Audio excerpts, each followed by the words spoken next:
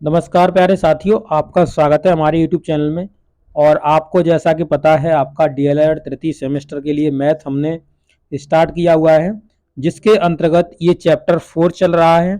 और चैप्टर 4 में अभी आपका चैप्टर 4 है और इसके अंतर्गत आपका सीआई चल रहा है, यानी चक्रवृद्धि ब्याज चल रहा है। तो इसके रिगार्डिंग सभी कॉन्सेप्ट और इसके एग्जाम्पल्स को हम समझ रहे हैं।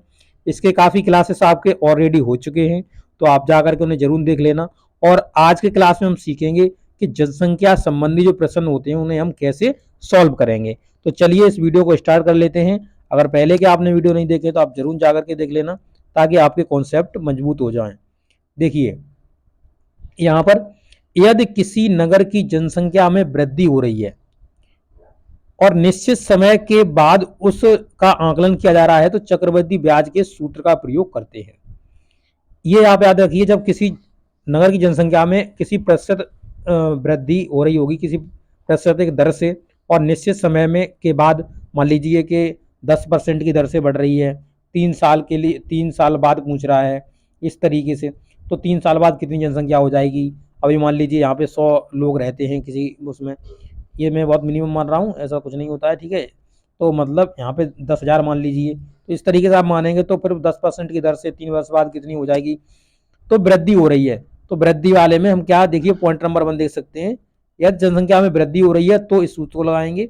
एक निश्चित समय बाद जनसंख्या हो जाएगी, यानी जो मिश्रधन हो जाएगा, मिश्रधन का मतलब क्या कहते थे, हम अमाउंट कहते थे। तो यहाँ पर क्या है, यहाँ पर जनसंख्या है, तो वही जनसंख्या कुछ समय बाद कितनी हो जाएगी, वर्तमान में जनसंख्या कितनी है, और 1 + 10/100 पे पावर n। तो इस तरीके से आपका समय वाला यहाँ पे लग जाएगा, वही सूत्र है आपका। और पॉइंट नंबर 2 में देखेंगे, अगर जनसंख्या घट रही होगी तो आप यहाँ पे माइनस लगा देंगे, बस वही सेम टू सेम सूत्र रहना है, घटना है तो माइनस लगा देना। पॉइंट नंबर 3 देखेंगे, तो पॉइंट नंबर 3 में देखिए, यदि दर पहले n1, पहले जो दर है वो कितनी है, n1 है, वर्षों के नहीं, पहले जो दर है n1 वर्षों के लिए r1 है, यानी जो दर है वो r1 है n1 वर्षों के लिए, और दूसरे n2 वर्षों के लिए जो दर है वो r2 है।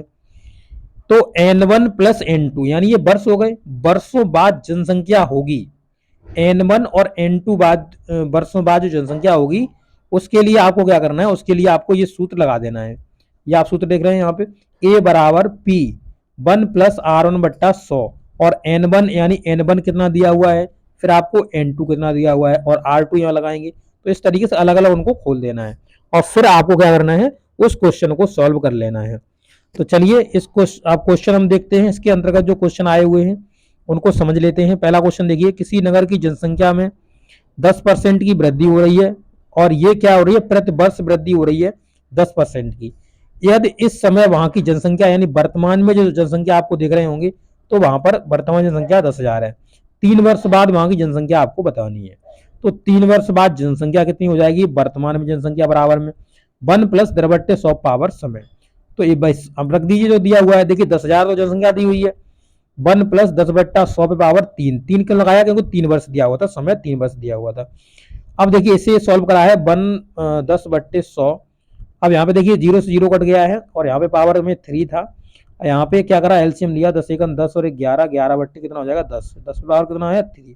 तो वही यहाँ पे ये चीज लिखी हुई है, इसे हमने सॉल्व करा है।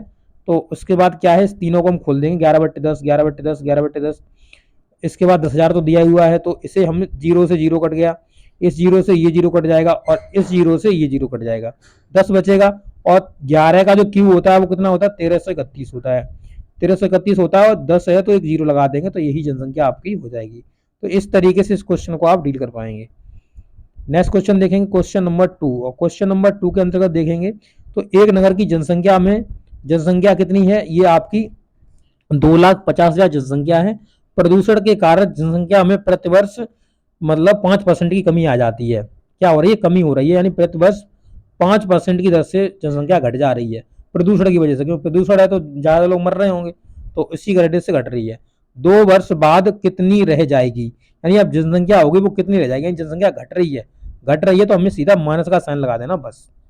अब देखिए यहाँ पे 2,50,000 लिख दिया, 1 - 5/10, यानी 5 आपकी परसेंट की दर से बढ़ रही है, घट रही है, और यहाँ पर आपका 2, यानी जो किस समय आपका दिया हुआ है। इसे जब आप सॉल्व करके लाएंगे तो आपका क्या आ जाएगा आंसर, ये आ जाएगा 2,25,625। तो इस तरीके से आपका क्या हो जाएगा, आपका ये क्वेश्चन सॉल्व हो जाएगा और 2 वर्ष बाद जनसंख्या इतनी रह जाएगी, क्यों घट जाएगी। यहाँ पर आपकी 2.5 लाख है और 2.5 लाख से घटकर इतनी आ जाएगी, यानी इतने लोग लड़ जाएंगे तब तक। तो इस तरीके से आपके सभी इसके कॉन्सेप्ट एग्जाम्पल सभी खत्म हो चुके हैं। अब आगे जो आपका वीडियो आएंगे उसमें सभी आपके ये जितने भी क्वेश्चन हैं 4A के, देखिए आप ये जितने भी क्वेश्चन हैं उनको मैं डिटेल में लिखकर कॉपी पे आपको समझाऊंगा, ताकि आपके सभी कॉन्सेप्ट क्लियर हो जाएंगे और आप अच्छे से अपने क्वेश्चनों को कर पाएंगे। बहुत सारे देखिए सिंपल इंटरेस्ट के अंतर्गत ही आपको 24 सवाल मिल रहे हैं। उसके बाद आप देखेंगे एक्सरसाइज बी के अंतर्गत, और बी के अंतर्गत आप देखेंगे ये सभी चक्रवर्ती ब्याज के क्वेश्चन हैं। तो बी के अंतर्गत आपको मिलेंगे पूरे 16 क्वेश्चन। तो 24 और 16 कर ले 40 हो जाएंगे, यानी 40 क्वेश्चन आपके सिंपल इंटरेस्ट और कंपाउंड इंटरेस्ट के आपके कंबाइन आपको दिए जाएंगे। ओके, तो आपको अगले वीडियो मिलते रहे, तो इसलिए आप चैनल को सब्सक्राइब कर लीजिए और बेल आइकन को जरूर प्रेस कर दीजिए। थैंक यू वीडियो देखने के लिए।